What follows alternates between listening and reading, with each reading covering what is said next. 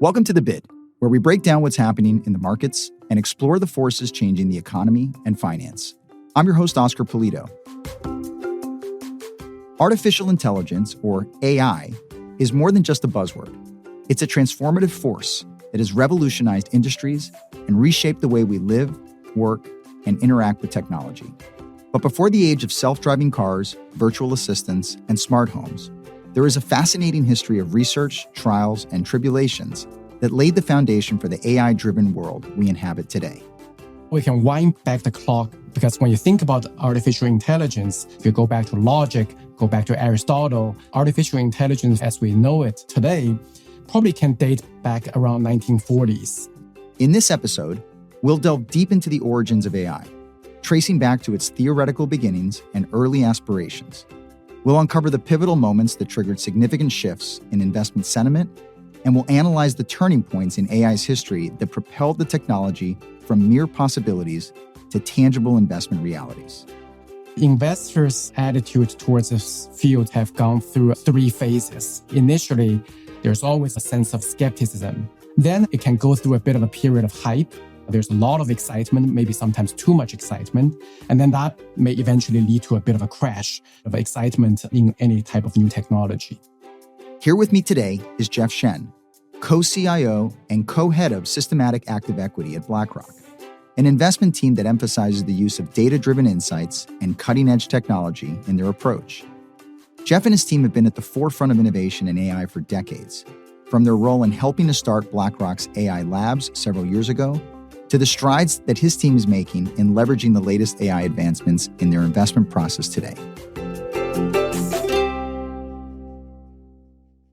Jeff, thank you so much for joining us on The Bid. Thanks for having me.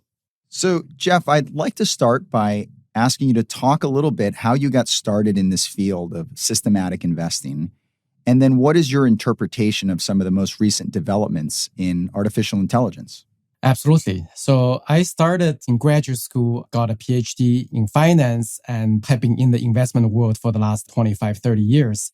I'll say that it's certainly been extraordinarily exciting to see some of the most recent development. Some people like to call it the age of AI, the age of big data, the age of machine learning. And we're going to get into a little bit of what all of these things mean. I'll say, given what's going on in the world, this is certainly a bit of a golden age. We've also never seen so many development in different algorithms to interpret this interesting data.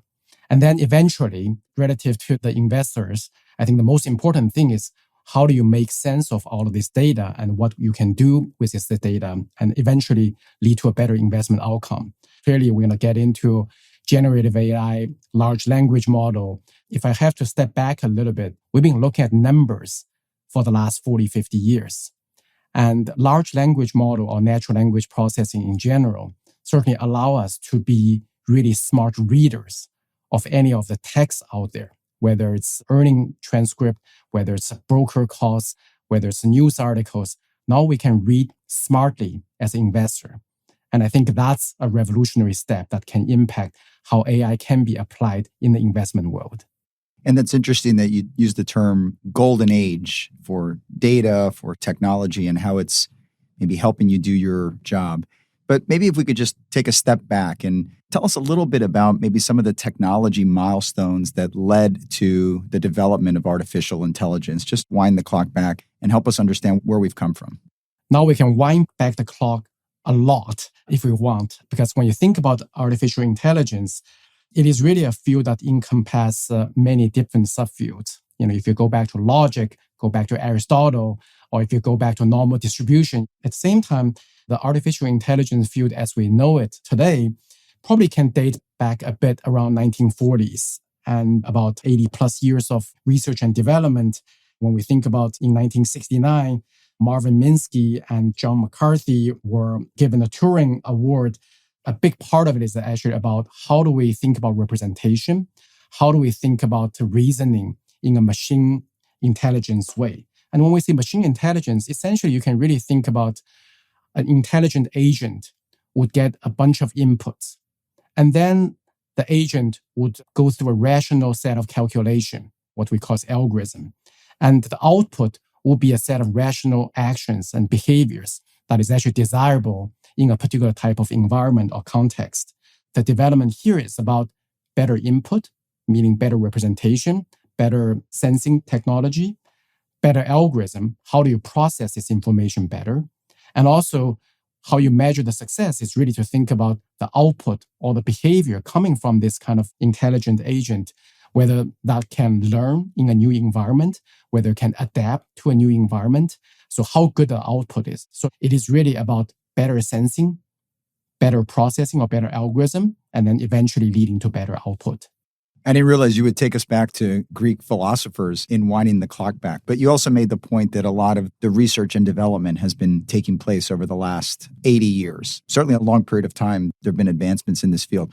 Have there been certain breakthroughs or milestones that triggered a shift in the investment trends in artificial intelligence, where it started to get the attention of those who wanted to, again, invest in this field and weren't just observing it from afar? Yeah, I think the investors' attitude towards this field certainly have gone through, I call it a potential 3 phases. Initially, there's always a sense of skepticism. How can an intelligent system be better than human in behaving or delivering certain output? So there's certainly a phase of skepticism, which is normal for any type of new technology. Then I think it can go through a bit of a period of hype. There's a lot of excitement, maybe sometimes too much excitement. And then that may eventually lead to a bit of a crash of excitement in any type of new technology. And I think for AI, I'll say that back in 1950s, there was a prediction that AI system would beat the world champion in chess in about 10 years. So you're thinking late 1970s, AI would be able to beat the world champion. That did not happen until 30 years later. We all know the story of Deep Blue and Garry Kasparov in 1997. If he lost, it would be a landmark in both the worlds of chess and of science. And that's exactly how it turned out. The game was over in just an hour. Initially, there was certainly a bit of a hype. Then in the 1980s, there was certainly a bit of an AI winter, and that caused a lack of enthusiasm in the sector. And then clearly, given some of the latest development, I think right now we're certainly seeing quite a bit of excitement, quite a bit of hype. So I think from an investment perspective, I would like to think a thoughtful approach in any of these technologies is important. Because there could be hype, there could be skepticism, there could be crash. It's always important to think about what is really going to impact the future, what is really going to survive some of the hypes. And I think the thoughtful approach is certainly the approach that BlackRock likes to take. And presumably this cycle that you highlighted, and I'd never heard the term AI winter, but I get the sense, of course, those are periods where there was more pessimism towards this technology. But a lot of technology goes through that cycle, perhaps, that you've described, the hype, the pessimism. So with respect to artificial intelligence, why is it that it has reemerged as a viable investment opportunity? I think it's safe to say we're out of an AI winter. Yes, 1980s is quite behind us. I want to take us back a little bit to think about some of the games that AI has actually delivered. I talked about 1997 chess match. Deep Blue won over Garry Kasparov, the world champion back in the days. People also may remember that in 2011, the IBM Watson system actually ended up winning Jeopardy. Let's go to legal ease for 1200. Watson. What is executor? Right. Same category, 16. We thought Jeopardy is a very human type of endeavor. And for folks in Asia, the game Go has been around for a couple thousand years. And the Google DeepMind developed this algorithm called AlphaGo. And that essentially is an AI system that actually defeated Lisa Doe, who was the world champion back in 2016. If you don't know what the game Go is, it's a game with a board and you put black and white pebbles on top of it. And the whole objective of the game is to occupy as much territory on the board as possible. The difficulty of the game is that the number of possibilities of the moves is more than the atoms in the universe.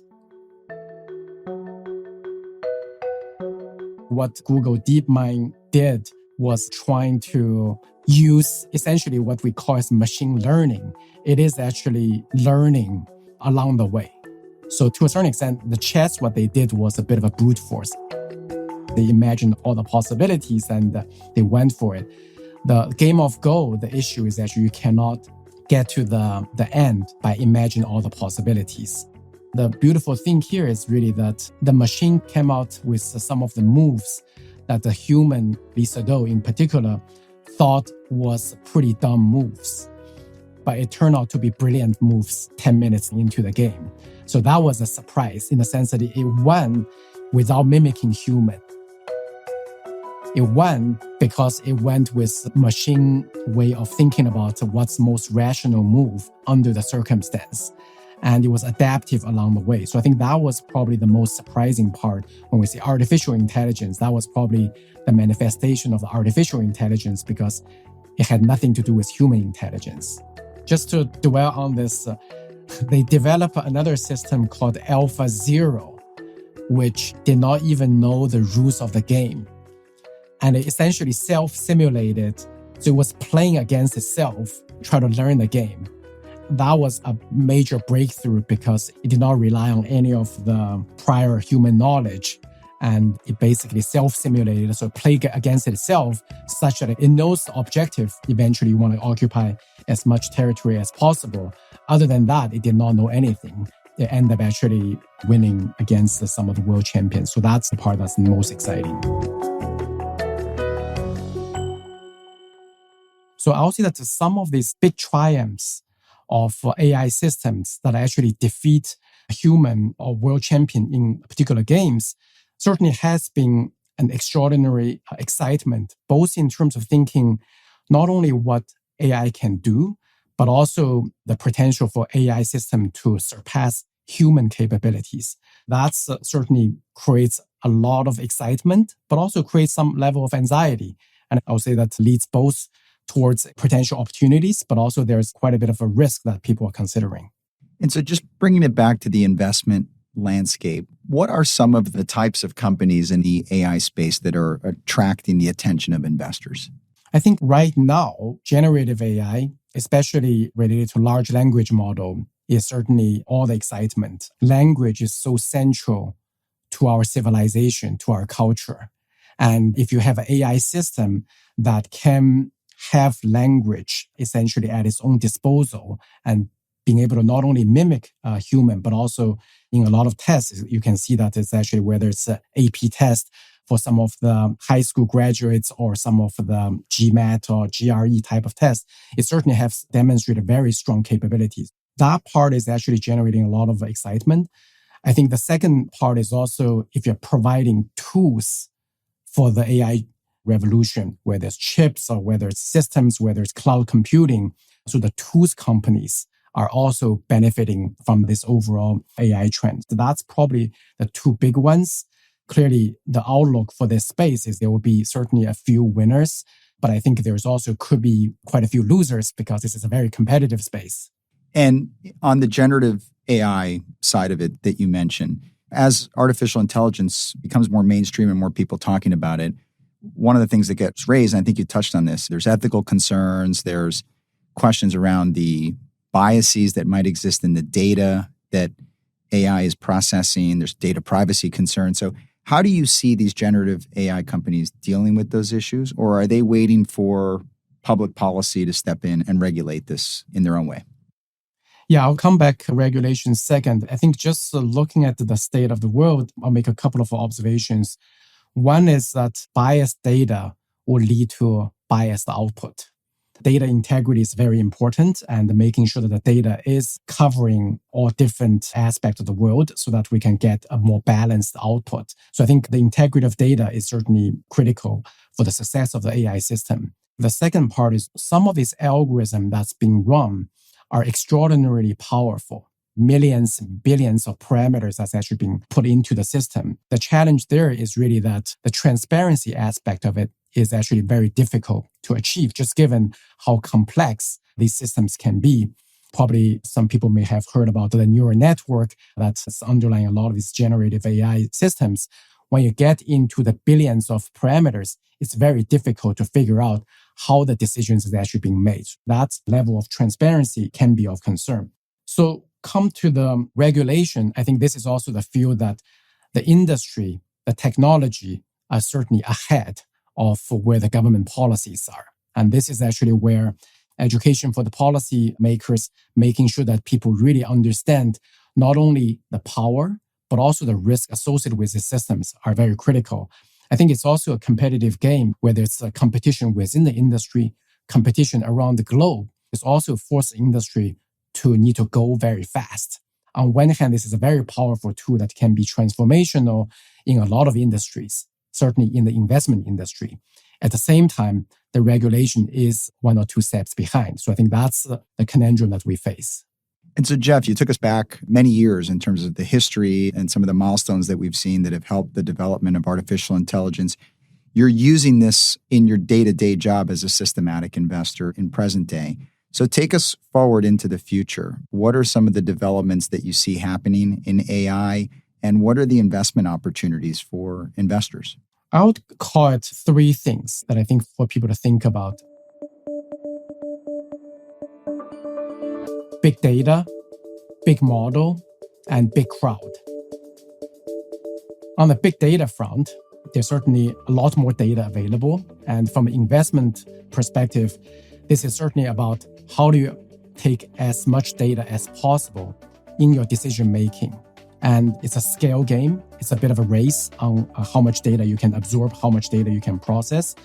But I think the race is on. And I think that's also where the excitement can be, because if you can measure things, you can make better decisions. And data is really the new oil for the AI system. On the big model front, we talk about generative AI, we talk about large language model. These models are getting to be more and more powerful, also more and more flexible. I'll give you one specific example. Today, we can measure many things.